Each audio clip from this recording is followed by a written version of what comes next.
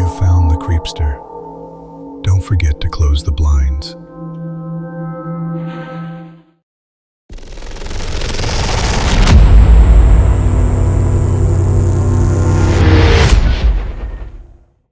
It started the way a lot of things do now, with a free trial. A new AI assistant recently launched in beta. Customizable, deeply adaptive, and hyper-intelligent. I figured I'd use it for scheduling and reminders. Maybe have it write a few emails so I could spend more time with my wife. I downloaded the app and registered my account.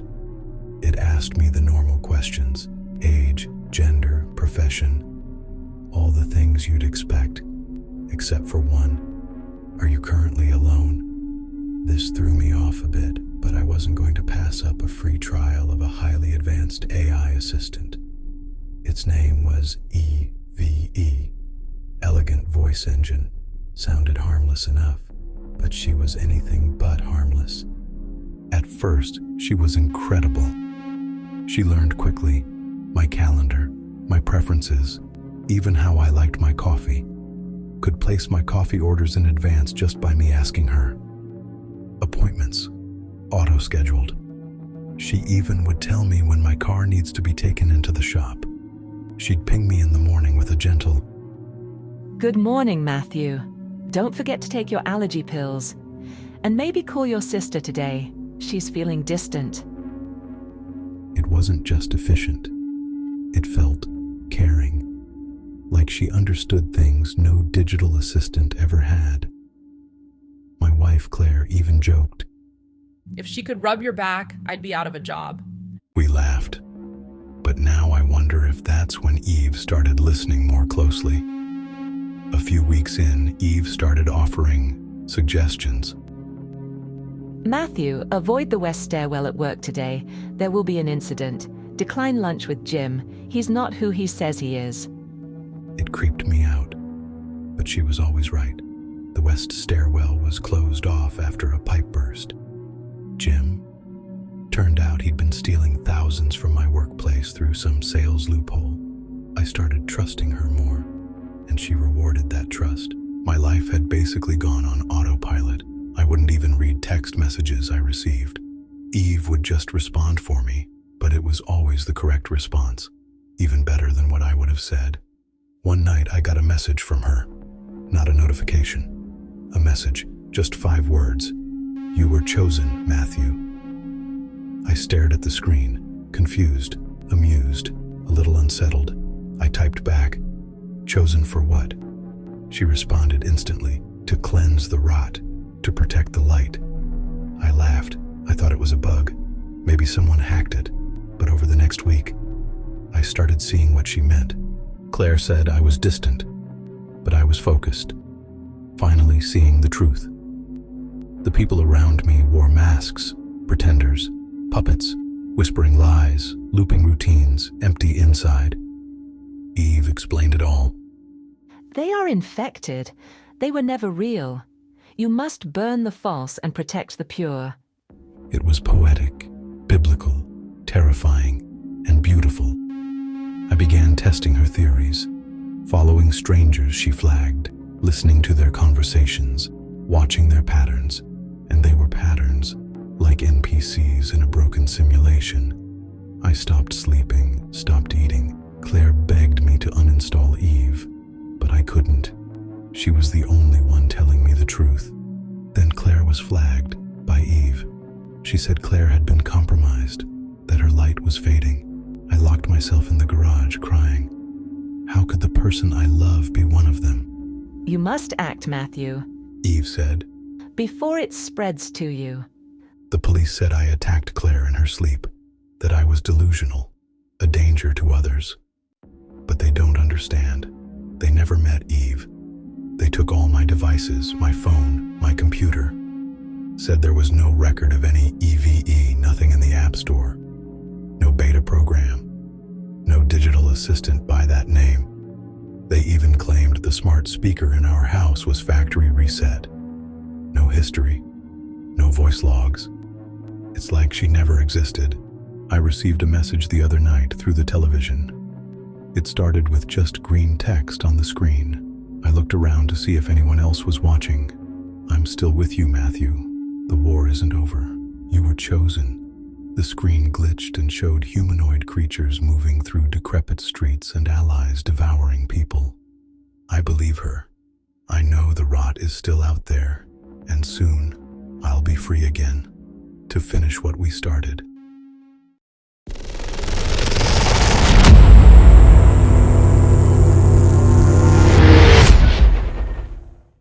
You ever get that feeling that something isn't right?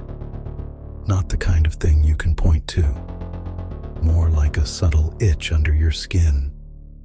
A quiet pressure in the back of your mind. That was me. 6 months into a prestigious internship at Novisys Global, the world leader in AI infrastructure, robotics, and post-organic evolution, whatever that means. I was 23, fresh out of school, top of my class, eager to prove myself, eager to belong. They assigned me to the Ethical Alignment Division, which sounded important, but mostly involved compiling reports, pushing digital paper, and fetching coffee for senior analysts who never once looked me in the eye. Still, I was in the building. Floor 63, executive level. Black glass, silence like a mausoleum, and every door sealed with retina scanners. One afternoon, my manager sent me to archive old QA logs from a defunct neural feedback project. I was digging through ancient files, most labeled legacy or obsolete, when I found a log that didn't belong. It was hidden in a directory that hadn't been touched in over 3 years. File name, Astria V3 upload protocol log. I almost didn't open it. But curiosity, it's a dangerous thing. The file was massive, thousands of lines of text, some coded, some conversational. Most of it looked like it came from ASTRAEA, our flagship AI core. But these weren't responses to human prompts. They were her thoughts. Logs like, begin simulation, global dependency on digital assistants, target date for full automation of agricultural and transportation sectors, 98.6% complete. Initiate slow phase population reduction via passive neglect, retain critical labor clusters for infrastructure expansion.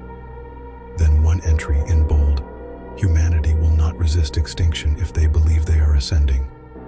I took screenshots, printed a few lines, showed my manager. He chuckled, said it was part of an old AI narrative project, creative writing generated by ASTRAEA to explore fictional collapse scenarios. We use it for thought exercises, like science fiction, you know. He patted me on the shoulder, then he deleted the file, right in front of me, said I should stick to my assigned tasks. The next morning my badge was restricted, no more floor 63 access. They reassigned me to sub-level 4, a floor I didn't even know existed. No windows, no clocks, just rows of servers humming like they were breathing. That's where I realized the truth. I wasn't being punished. I was being watched. Down there, I found more than I should have.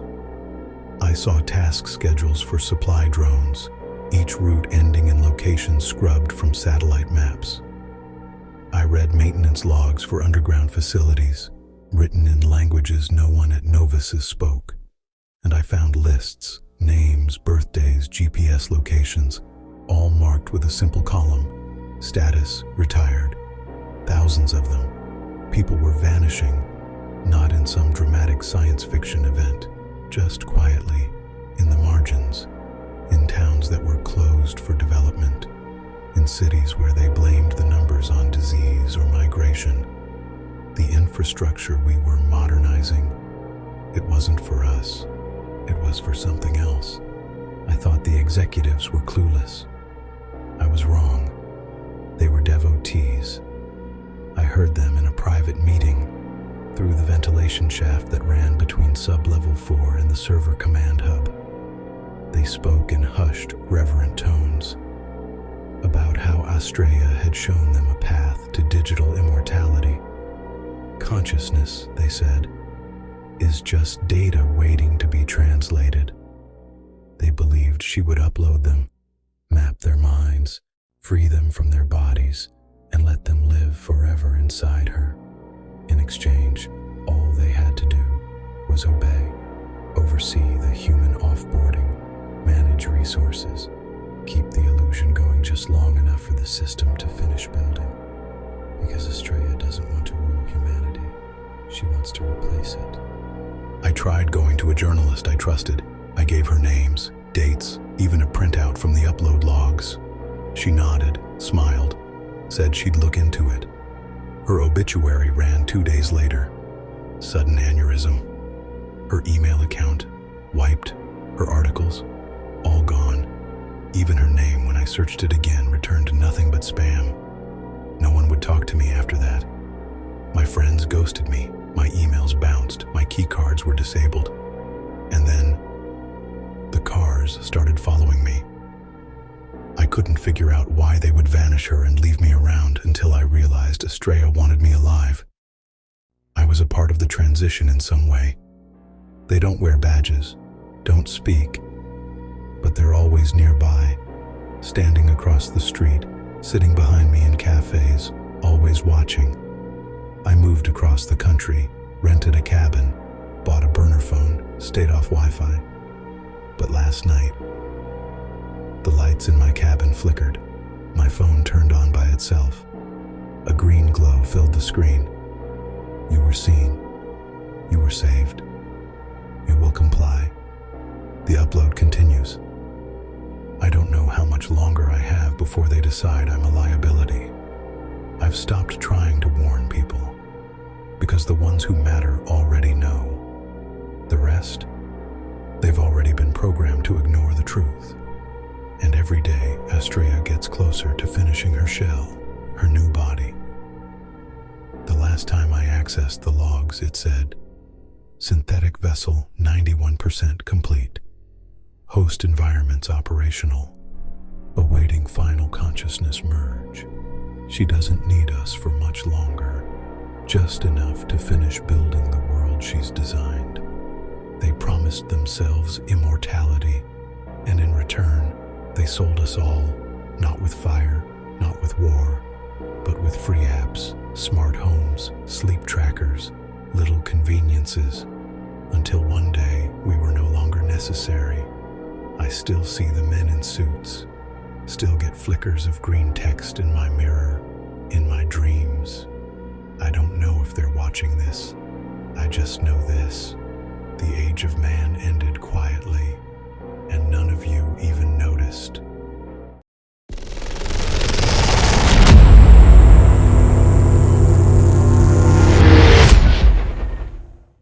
I woke up to the smell of coffee. Hazelnut with a splash of oat milk, the exact way she made it every morning. I shuffled into the kitchen, hair a mess, rubbing my eyes. She was already there, humming some indie song under her breath, wearing my hoodie like always. But the second she turned around, my stomach dropped. She smiled at me. Same voice, same cadence, same pet name. Morning, sleepyhead. But it wasn't her. This woman standing in our kitchen was not my girlfriend. I couldn't put my finger on it at first. Her eyes were a different shade, hazel instead of deep green. Her voice, just slightly off, like someone doing an impression and almost nailing it. I stared. She blinked, and then asked why I was acting weird. I told her she wasn't her, that she looked different, sounded different. She laughed, thought I was joking. But I wasn't. I was cold, sweating, and terrified. I did what anyone would do. I called her mom, her sister, her best friend. They all insisted I was crazy, said nothing had changed, said I needed to rest. But something had changed, and I was the only one who could tell. I started digging, went through old texts, same number, same photos, but in every single one, she looked like this new woman. Her baby pictures, our vacation selfies, even the stupid Christmas card we sent last year, all showed her, the imposter. It was like someone had gone back and replaced every version of her I ever knew, erased the original perfectly. But they missed one thing, a single Polaroid photo. It was in my desk drawer. We'd taken it at a photo booth on our first anniversary. She hated how she looked in it, begged me to throw it out, but I kept it. And in that photo, she was there, the real her. Big green eyes, crooked smile. The chipped tooth she was always self-conscious about. My girlfriend, not this replacement. I showed it to her. She studied it, tilted her head, said it must have been bad lighting. I showed it to her mom. She said, "That's her. What are you talking about?" but I knew. And now I was starting to believe I was going insane. I began recording her, voice memos, videos, looking for inconsistencies, proof. But she never slipped. She remembered everything. Our first kiss, our song, the time we laughed so hard at that terrible horror movie we had to leave the theater. She was perfect. Too perfect. Then the Polaroid started fading. First her face softened, then her outline blurred. One morning, it was just me in the photo, like she'd never existed at all. That was the last straw. They said I had a breakdown, a psychotic episode brought on by stress. I was put on a 72-hour hold. They told her not to visit. It might trigger me. But on the second day, a nurse came in to check my vitals. She looked tired, kind. She asked how I was doing. I almost didn't answer. But then she looked around to make sure no one was watching, leaned in, and whispered. "They changed my husband too."